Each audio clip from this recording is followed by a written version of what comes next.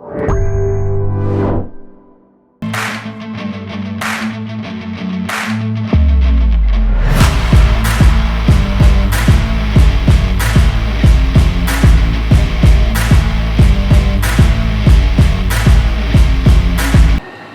मैं Gauri Shankar Dubey national Herald TV global web TV के लिए यहाँ इंदौर के परदेसीपुरा थाना क्षेत्र में आया हूँ। हालांकि यह क्षेत्रफल की दृष्टि से छोटा थाना है, लेकिन परदेसीपुरा जनता क्वार्टर और खासकर कुलकर्णी का भट्टा, यदि आप आज़ाद इंदौर से उसकी बात करें तो ये बहुत संवेदनशील क्षेत्र है। और आदरणीय पंकज द्विवेदी साहब, जिनके पास की मैं बैठा हूँ, जब पुलिस कमिश्नर प्रणाली नहीं आई थी तो वे इंदौर में तुकोगंज थाना के टीआई थे। ग्वालियर के रहने वाले हैं, दबंग हैं, केवल एक ही व्यक्ति से डरते हैं और वो व्यक्ति नहीं, सुपर नेचुरल ईश्वर से डरते हैं और अपने काम को बेहद ईमानदारी, निष्ठा और कर्तव्य निष्ठता के साथ करते हैं। पंकज द्विवेदी साहब, सबसे पहले मैं आपका बहुत धन्यवाद प्रकट करता हूँ कि आपने हमें एक शॉर्ट नोटिस पर टाइम दिया। आदरणीय, ये पुलिस की उस जिंदगी पर, उस दुनिया पर है जिसके पहलुओं को आम समाज जानना चाहता है। यदि आप पुलिस ना होते तो क्या होता? देखिए, पुलिस यदि मैं ना होता तो मैं कला के क्षेत्र में कहीं ना कहीं काम कर रहा होता। हो सकता है मैं कि अभिनय वाले क्षेत्र से जुड़ जाता, या हो सकता है कि मैं सिंगिंग के क्षेत्र में कुछ ना कुछ वर्कआउट करता, बट मैं कला के क्षेत्र में होता। एक विकल्प और मुझे ध्यान आता है जब पीछे लौट के देखता हूँ, तो थोड़ा सा स्पोर्टी पर्सन था, तो हो सकता है कि खेल के क्षेत्र में कहीं होता। इन दो अलावा और जो ये काम ईश्वर का दिया है, इन तीन के अलावा और कुछ मैं समझ नहीं पाता हूँ। तो अगर पुलिस में ना होता तो कला या स्पोर्ट्स में कहीं ना कहीं पाता। आप स्कूल के दिनों में, कॉलेज के दिनों में किस खेल से जुड़े रहे आदरणीय? देखिए, मैं अलग अलग समय में थोड़ा सा वेरी करा है चीज़ें मेरी। जब मैं स्कूल में पढ़ता था, 7th 8th 9th 10th तक की बात है, तो मैं क्रिकेट में बहुत मेरा दिलचस्पी थी और स्कूल लेवल पे संभाग तक खेल के आया था, क्रिकेट खेला करता था। उसके बाद जब फादर का ट्रांसफ़र हुआ, शिवपुरी आया, तो वहाँ जो पूरा लड़कों का स्पोर्ट्स का कल्चर था वो बास्केटबॉल से रिलेटेड था। सब बास्केटबॉल खेला करते थे, तो वहाँ बास्केटबॉल से जुड़ा हुआ लगभग 2.5 साल बास्केटबॉल भी खेले। उसमें भी हमने ओपन स्टेट में पार्टिसिपेट करके छिंदवाड़ा में जाके एक टूर्नामेंट खेला था। और जब मैं कॉलेज में आ गया तो जस्ट फॉर फिटनेस हॉकी का जो है हमारे यहाँ काफ़ी कल्चर था। मैं ग्वालियर में सिकंदर कंपू का रहने वाला हूँ, दादा ध्यानचंद भी वहीं के रहने वाले हैं, तो वहाँ उनकी फैमिली और पूरा कंपू क्षेत्र में जो है हॉकी का बहुत बोलबाला है। तो जब कॉलेज में आए तो सेकेंड ईयर से फिर मैंने हॉकी स्टिक उठाई और फिर हॉकी खेलने लगे। तो उसमें बहुत ज़्यादा अच्छा तो नहीं, लेकिन ये है कि वहाँ भी 1-2 टूर्नामेंट में पार्टिसिपेट किया था और फिर कॉलेज खत्म करके डिपार्टमेंट में आ गए। तो बेसिकली 3 स्पोर्ट्स से मेरा नाता रहा है, क्रिकेट, बास्केटबॉल और आफ्टर दैट हॉकी। आपकी जो नौकरी है, जो आपकी सेवा है, वो बहुत ज़्यादा क्रिकेट देखने की इजाज़त नहीं देती, बहुत फिल्में देखने की इजाज़त नहीं देती, क्योंकि आप इन दोनों क्षेत्रों में आपकी रुचि थी जबकि आप अपनी युवावस्था में थे। युवा तो आप अभी भी दिख ही रहे हैं, आपने बहुत फिट बना रखा है। बहरहाल, आज यदि आपके पसंदीदा क्रिकेटर की बात की जाए तो वो कौन है, और पसंदीदा अभिनेता और अभिनेत्री कौन है? देखिए, क्रिकेट मेरी व्यस्तताओं के चलते मैं अब बहुत कम देख पाता हूँ, लेकिन मैं आपको बताऊँ कि मुझे युवराज सिंह और जो पहले अजय जडेजा जी थे, जी, अजय जडेजा और आफ्टर युवराज सिंह, इन लोगों ने बहुत प्रभावित करा। बहुत आक्रामक क्रिकेट खेलते युवराज सिंह तो बहुत ज़्यादा, तो वो चीज़ें मेरे को वो बहुत इंस्पायर लगते हैं। और जहाँ आपने बताया है कि फ़िल्म और क्रिकेट ये सब टाइम नहीं मिलता, तो मैं फिल्में भी वही पसंद करता हूँ ज़्यादातर। अभी रिसेंटली मैंने जर्सी फिल्म देखी, और मतलब हमारे बिजी शेड्यूल में से आप विश्वास नहीं करें, रात को 3:15 बजे तक घर पे फिल्म देखी, और उसके बाद दूसरे दिन सुबह मैं फिर से अपने काम पे 11 बजे आना था तो आ ही गया। चलिए, ये यहाँ से एक प्रश्न ये उपजता है कि यदि आपके थाना क्षेत्र में देर रात बहुत अप्रिय घटना नहीं होती तो आपकी नौकरी कितने बजे सोने की इजाज़त देती है आपको, और कितने बजे आप जाग जाते हैं? जी, मैं यूजुअली आपको बताऊं कि रात को 1 बजे से लेके और 1:15 बजे के बीच में सोते हैं हम, क्योंकि ऑफिशियली 12 बजे गश्त रवाना करने के बाद में जाने का आदेश है। कभी कभी थोड़ा सा कुछ काम होता है तो 11:30 बजे यदि चले भी गए तो अभी ये जो यूनिफॉर्म है 12 बजे से पहले घर में उतारते नहीं हैं, बैठे रहते हैं, खाना खा लेते हैं, फैमिली को टाइम दे लेते हैं, कब कॉल आ जाए। 12 बजे के बाद थोड़ा रिलैक्स होते हैं और बिस्तर पर जाने के बाद में ये समझ लीजिए कि 1:15 बजे करीबन सेट बंद करते वाले सेट और उसके बाद ही सो पाते हैं।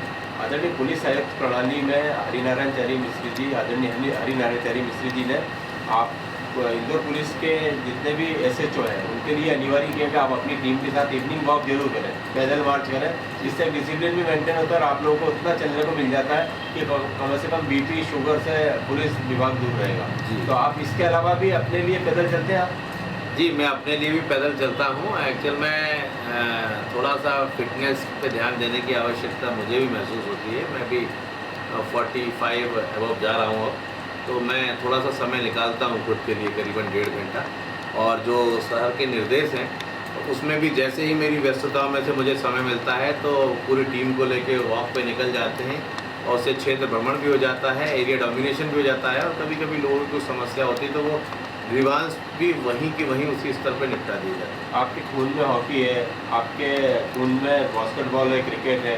45 की उम्र में क्लाइव रॉयल्स से साउथ अफ्रीका में उन्होंने टेस्ट मैच खेला था।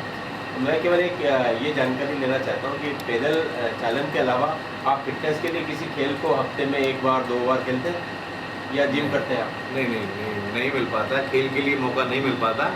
हाँ, मैं जिम में जाके ज़रूर टाइम स्पेंड करता हूँ। सुबह लगभग 1-1.5 घंटे जाकर और अपना टाइम वहाँ स्पेंड करता हूँ तो शारीरिक व्यायाम हो जाता है और पर्पज़ ये है कि शरीर का सभी अंग चलते रहें और फिटनेस बनी रहे और जितना भी एक्स्ट्रा आपका जो कैलोरी जमी होती है उसको बर्न करने के लिए ट्रेडमिल पे रनिंग वगैरह कर लेते हैं, ये सब कर लेते हैं तो इसमें भी कभी कभी ब्रेक हो जाता है। जिस दिन गश्त रहती है, गश्त के नेक्स्ट दिन ही जा पाते हैं। रविंद्र जैन साहब ने लिखा है कि बोले तो बांसुरी कहीं बजती सुनाई दे, ऐसा बदन की कृष्ण का मंदिर दिखाई दे। तो आप ब्राह्मण पुत्र हैं, आपने वैसा बना रखा है, तो इसमें निश्चित रूप से आपके जो भोजन है वो सदा हुआ दिखाई देता है। तो आपका नाश्ता, खासकर आपका दोपहर का भोजन और रात का भोजन क्या होता है? रात का भोजन कितने बजे होता है? देखिए, मैं लगभग 10:30 बजे सुबह ब्रेकफास्ट कर लेता हूँ और दोपहर में 3 से 3:30 के बीच में खाना हो जाता है और रात को आप ये मान के चलें 10 से 12 के बीच में, ये किसी भी समय जब मौका मिल गया 10 से 12 के बीच में खाना पता, वो टाइम एकदम निश्चित नहीं है। और यदि कभी 12 के ऊपर जाता है कांटा और खाना ना खा पाऊँ तो फिर 1 गिलास दूध पी के सो जाते हैं। क्या भोजन होता है रेडी आपका? देखिए, मैं तो भोजन में ज़्यादा से ज़्यादा सलाद इस्तेमाल करता हूँ और 2 रोटी से ज़्यादा नहीं, और इसके अलावा सब्जी और दाल, इसको ज़्यादा प्रायोरिटी देता हूँ। कुल मिला के रोटियों की क्वांटिटी कम कर रखी है और बाकी मटेरियल जो पौष्टिक है उन सब का सेवन ज़्यादा है। आप ब्राह्मण पुत्र हैं, योग, ध्यान और खासकर श्री भगवद गीता का आपके जीवन पर क्या प्रभाव है और आप कितना महत्व देते हैं? देखिए, ये योग और श्रीमद् भगवद गीता, इन सब में बहुत आस्था है और हम तो पिछले 2 साल से श्रीमद् भागवत कथा आयोजन कराने का प्रयास भी कर रहे हैं। इस वर्ष भी अभी रखा है 22 जून से 30 जून, देखते हैं। क्षेत्र में नहीं, वो बड़वा यहाँ से खरगोन नर्मदा नदी के किनारे करा रहे हैं। अब मुझे उसमें बैठने को और अपने काम के बीच में कैसे मुझे अवसर प्राप्त होता है ये देखा जाएगा। बाकी आस्था बहुत है, लेकिन ईश्वर के लिए करने को समय कुछ कम मिल पाता है, सेवा भाव इतनी नहीं हो पाती, मन बहुत करता है और कोशिश जितनी बन पड़ती है उतनी कर लेते हैं। बाकी जैसे जैसे काम का व्यस्तता कम होगी और भगवान का ध्यान। ये खेल विज्ञानी बोलते हैं कि अब 30 के बाद आपको हर 10 साल में अपना डाइट प्लान चेंज कर देना चाहिए। आदरणीय आपने किया? बिल्कुल किया। 10 सालों में 2020 में मैंने अपना डाइट शेड्यूल चेंज किया। मैं आपको बताऊं, 2020 में ये शरीर कुछ इस तरीके से नहीं था। मेरी डाइट में जो है रोटी की क्वांटिटी बहुत ज़्यादा थी, सलाद की कम थी, लेकिन जब पहला कोविड आया तो कम कर दिया आपने? हाँ, 2020 में जब पहला कोविड आया तो एक सब इंस्पेक्टर था, यंग एज ही था लड़का, उसको देख के मुझे लगा उसकी फिटनेस बहुत अच्छी लगी। तो मैंने उससे पूछा कि क्या कर रहे हो शरीर के लिए? तो उसने कहा सर कि एक्सरसाइज तो कम कर पा रहे हैं बट डाइट बहुत कंट्रोल कर। डाइट कंट्रोल से बहुत बेनिफिट रहता है। तो मैंने अभी पिछले 2020 में चेंज किया और उससे पहले भी चेंजेस तो आते रहे, लेकिन मैं बताऊं कि बहुत जो जानबूझ के और ध्यान देने योग्य चेंज किया वो 2020 में। आपके कंधों पर लगे 6 सितारा खाकी की शान बढ़ा रहा है और ये गर्व का विषय भी। जब आप टुकुगंज थाना में पीआई थे और अब नई व्यवस्था के अनुसार आप एसएचओ हैं, तो उस कार्य में और इस कार्य में कुछ अंतर है या जिम्मेदारियों में अंतर आ गया? जिम्मेदारियों में अंतर आ गया। पहले जब हम लोगों के पास में कमिश्नरेट प्रणाली नहीं थी और मैं टुकुगंज टीआई था, तो उस समय जो है हमारे जितनी भी प्रतिबंधात्मक कार्रवाई वगैरह थी वो सब एसडीएम लोगों के हाथ में रहती थी, तो इतना अच्छे से मॉनिटर नहीं हो पाता था, इतना काम का प्रेशर नहीं था। अभी हमको एक एक व्यक्ति को न केवल उस पर प्रतिबंधात्मक कार्रवाई करानी है बल्कि उसको बाउंड ओवर भी करना है। तो गुंडे बदमाशों की निगरानी जो इस सिस्टम में हो रही है वो उस सिस्टम में नहीं थी, तो ये काफ़ी कुछ चेंज आया और इसकी वजह से व्यस्तताएं भी हमारी बहुत कुछ बढ़ गई है, काम का लोड बढ़ा है। लेकिन चूँकि अर्बन पुलिसिंग का मॉडल ही यही है और इंदौर तो महानगर है, तो ये तो होना ही था, तो अभी ज़रूर, लेकिन हमारा पूरा फोर्स यूज टू हो जाएगा तो बहुत अच्छी पुलिसिंग मिलेगी जी। जैसे भाई भाऊ ये आपके थाना क्षेत्र से में इनकी बहुलता है और यहाँ चाहे कांग्रेस हो या भाजपा, उसके बड़े कद्दावर नेता यहाँ पाए जाते हैं जी। यदि आप इनका कोई दबाव आता है और उसको आप पार करके कार्य कर रहे हैं, तो उसके पीछे आपकी क्या मेथड है, क्या आपकी तरीका है? देखिए क्या है कि मैं कुर्सी से बंधे रह के लालच में कोई कंप्रोमाइज़ करने को तैयार नहीं रहता। ये आज होते होते 8 महीने हो गए मेरी इस चीज़ को देखते हुए लोगों को, उन्हें ये कहीं ना कहीं एहसास है मैं ग्रीडी नहीं हूँ, मेरे मन में कोई बहुत ज़्यादा लालच नहीं है, और चूँकि लालच नहीं है तो मुझे कोई ऐसा लालच नहीं है, इसलिए मुझे टिके रहने का भी कोई बहुत दिलचस्पी नहीं है। तो इस स्वभाव को आपके जब स्वभाव को नेता लोग जान लेते हैं, भाव हैं या दीगर लोग हैं, तो वो आपसे वही अपेक्षा करने लग जाते हैं जितना काम आप कर सकते हैं। तो चूँकि जनप्रतिनिधि हैं, लोगों का उनके पास जाना भी स्वाभाविक है और उनका फ़ोन करना भी स्वाभाविक है, तो जो वास्तव में जो मदद करने लायक होता है उसकी मदद कर दी जाती है। हाँ, अदरवाइज नहीं कर सकते तो मना भी कर देते हैं। क्योंकि 7 महीने में क्षेत्र के नेता मुझे और मैं क्षेत्र के लोगों को जानने पहचानने लग गया हूँ, तो म्यूचुअल अंडरस्टैंडिंग हो गई है, वो वही बात करते हैं जो संभव हो पाती है। तो इस तरीके से इन लोगों से पार पाई जा रही है। जी आदरणीय, ग्वालियर में आपका जन्म हुआ जी, क्या ऐसा कह सकते हैं इंदौर आपके लिए दूसरा घर है? और इंदौर के क्या मायने आपकी लाइफ में, इसकी खूबसूरती में क्या कहेंगे? देखिए इंदौर के मायने तो है, तो इंदौर तो ड्रीम शहर है एमपी का। जो भी लोग आज दूर दराज से इंदौर आते हैं, तो जब इंदौर आने से पहले रास्ते भर में उनके ख्वाब बनते रहते हैं। मैं मतलब 23 साल की सेवा हो चुकी है मेरी, और जब मैं 17 या 18 साल का था तो ग्वालियर छोड़ के पहली बार मैंने भोपाल देखा था, तो तब मैं भी रास्ते भर भोपाल के बारे में कल्पना करते आया था। तो ये इंदौर के मायने बहुत अच्छे, मैं बड़ा सौभाग्यशाली मानता हूँ अपने आप को कि 2018 में भी मैं इंदौर शहर में अपनी सेवाएं दे रहा था, और अभी उसके बाद में दोबारा फिर से सेवा करने का मौका मिल रहा है। और इससे अच्छा शहर इस मायने में भी नहीं है कि यहाँ बच्चों की पढ़ाई के लिए बहुत अच्छा एटमॉस्फेयर है। क्योंकि मैं ग्वालियर का निवासी हूँ, मेरा होम टाउन है, मैं कभी ग्वालियर पोस्टिंग पे नहीं जा सकता, तो मैं यहाँ रह के ना केवल सेवा कर पा रहा हूँ, इस शहर का जो फील गुड प्लेजर है उसको भोग पा रहा हूँ, और अपने बच्चों को भी यहाँ बेहतर तालीम दे पा रहा हूँ। मेरा बेटा 12th में है और बिटिया 7th में है, तो दोनों ही पिछले 4 साल से महानगर में पढ़ रहे हैं, तो मैं देखता हूँ कि उनका भविष्य भी ऊपर है। जी आदरणीय, पुलिस परिजनों पर मैंने पूरा पन्ना लिखा था, उनकी शिकायत थी कि सेवा के कारण परिवार को ज़्यादा समय नहीं दे पाते। बहरहाल ऐसा बोल सकते हैं आप परिवार के साथ दिन में या रात में एक बार आप रात में खाना खा लेते हैं, महीने में एक बार उन्हें फिल्म दिखा देते हैं, या 3 महीने में उन्हें इंदौर के किसी विशेष स्थान पर ले आके आइसक्रीम पिला देते हो, या ऐसा पर्यटन जैसा आप भ्रमण करा देते हैं?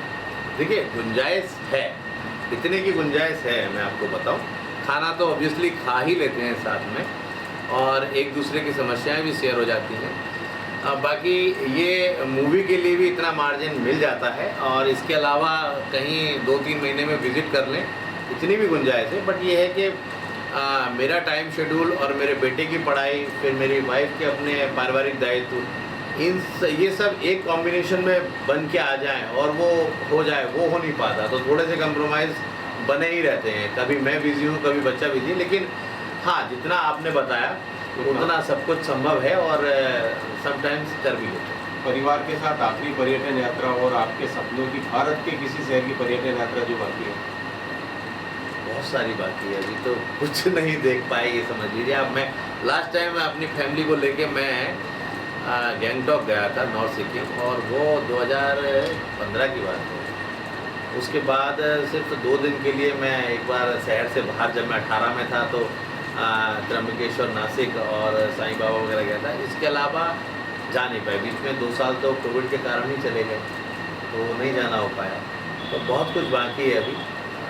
अमरनाथ यात्रा है, बद्रीनाथ, केदारनाथ है, अंडमान है, बहुत सारी जगह। तो जैसे कुदरत मौका देगी तो हम जाएंगे। आदरणीय, आपने अपने लंबे करियर में बहुत फक्रपूर्ण केस सॉल्व किए होंगे, लेकिन एक ऐसा केस जिससे आपकी आत्मा बहुत सुकून देती है, आत्मा की खुराक मिल जाती है कि मैंने उस व्यक्ति को अथक प्रयासों से न्याय दिलवा दिया, ऐसा कोई केस याद आता? ब्रेक में बताया। देखिए 23 साल में काफ़ी सारी चीज़ें, काफ़ी केसेस रहे, बहुत पीछे से याद नहीं आता, लेकिन मैं आपको रिसेंटली बताता हूँ। एक जब मैं देवास ज़िले में उदयनगर थाना प्रभारी था, तो अपने कुड़ेल के बॉर्डर में पड़ता है, तो वहाँ बॉर्डर पे ही एक लाश मिली थी। लाश को देखने से ही समझ में आ रहा था कि अगरबत्ती, सिंदूर वगैरह कुछ तांत्रिक क्रिया के कारण इसका जो है कत्ल हुआ है। तो वो मामले में चूँकि 2 दिन पुरानी लाश थी और बड़ा टिपिकल टाइप का केस लग रहा था, और जंगल में थी, तो कोई एविडेंस बहुत ज़्यादा स्ट्रॉन्ग समझ नहीं आती थी। बट वो एक पूरा मामला एक छोटे से जो है बस के टिकट पे क्लिक होके गया। वो बड़ा अच्छा है और बड़ा केस स्टडी है। उसको देवास पुलिस की तरफ से PHQ भी भेजा गया था। मैं ट्रांसफ़र पे हो गया तो उसको फॉलो नहीं कर पाया, वो कहाँ पहुँचा। उसमें जब मृतक की जेब की तलाशी ली गई थी तो कुछ और नहीं मिला, सिर्फ रुपए थे उसके पास में, कुछ 200, 300, 400 रुपये। जब रुपए को खोल के देख रहा था और काउंट कर रहा था हमारा बंदा, तो उसी बीच में एक टिकट दिखा, बस का जो छोटा सा टिकट होता है, उस बस का टिकट देखा तो मैंने कहा कागज पर, हाँ यस। तो उसको देखा, मैंने कहा दिखाओ ये क्या है। जब उसको देखा तो उस पर लिखा हुआ था तलावली चांदा से रेलवे स्टेशन। तो ये समझ में आया कि बंदा जो भी है तलावली चांदा से रेलवे स्टेशन सफ़र किया और आई बस में सफ़र किया। वहाँ से हमने उस केस पे काम करना चालू करा, और धीरे से उस टिकट में हमें ये दिखा कि 25x2 लिखा हुआ था। इससे समझ में आया कि 2 लोगों ने यात्रा की थी।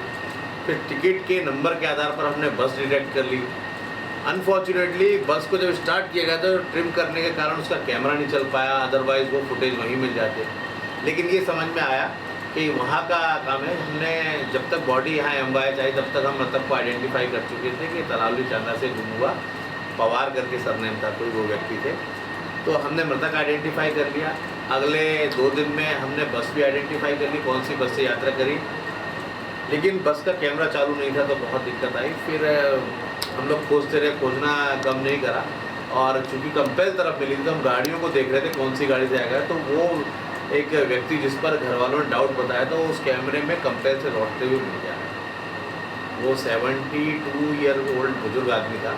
पहले मैं उसको इंटरोगेट कर चुका था, बट मेरे पास में उसको कोई डाउट्स नहीं थे कोई, और उसकी उम्र भी ऐसी थी कि मैं ज़्यादा उसके साथ सख्ती नहीं कर सकता था। लेकिन जब वो कैमरे में लौटते हुए मुझे दिखाई दिया है, कंपेल से लौटते हुए, तो वो एक क्लू मिला। उस पर काम करते हुए फिर हमने उसमें अंततः 2 लोगों को अरेस्ट किया, और उन्होंने पूरा स्पॉट भी दिखाया, और बड़ा अच्छा डिटेक्शन हुआ। हाँ, और तांत्रिक क्रिया के कारण मर्डर किया गया था।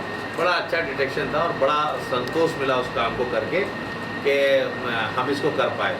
अदरवाइज़ वो नोटों के बीच में नोटों को थैली में रख के और उनको टिकट भी अगर रख दिए होते तो कुछ ना मिल पाता। स्टेशन हाउस ऑफिसर यानी भार साधक अधिकारी आदरणीय पंकज द्विवेदी साहब, जो कि परदेसीपुरा थाने से हैं। मैं पहले इनका विशेष आभार प्रकट कर देता हूँ। इन्होंने बहुत शॉर्ट नोटिस पर हमसे बात की। सर, आपकी सवाल ये कि आपने निसंदेह कई पुरस्कारों को सुशोभित किया होगा, लेकिन इसके बाद भी यदि आपकी कल्पना का कोई ऐसा पुरस्कार है जिससे जीतना आपका सपना, वो क्या है? देखिए, मैं तो जो भी अच्छा काम हो उसके पीछे अगर मेरी पीठ भी थपथपा दी जाए तो मुझे बहुत अच्छा लगेगा, क्योंकि एप्रिशिएशन तो किसी भी रूप में मिले, अफसर का गुड कह देना ही बहुत अच्छी बात होती है। और बाकी महत्वाकांक्षाएँ अनंत हैं, कोई अंत नहीं है, जो मिल जाए वो कमी है। लेकिन मैं इसमें विश्वास करता हूँ कि यदि मेरी सेवाओं को कहीं भी सराहा जाए और किसी भी रूप में, किसी पुरस्कार की बजाय या किसी बोल देने मात्र से भी हो जाए तो मुझे अच्छा लगता है। और मैं यही कामना करता हूँ ईश्वर से कि जो कभी भी अच्छा काम हो तो उसका एप्रिशिएशन किसी भी रूप में मिले, ऑन पेपर मिले या वर्बली बोलने से मिले, लेकिन मिलता रहे ताकि हमें ऊर्जा मिलती रहे। आपका सुंदर चेहरा, उतना ही सुंदर आपका दिमाग है। आपने कई ऐसे जवाब दिए जिससे आज नया सीखने को मिला और मुझे लिखने के लिए वैल्यूएशन मिला है। मैं आपको पूरा धन्यवाद देता हूँ। आपसे फिर पुनः मिलेंगे। बहुत बहुत धन्यवाद, प्रणाम।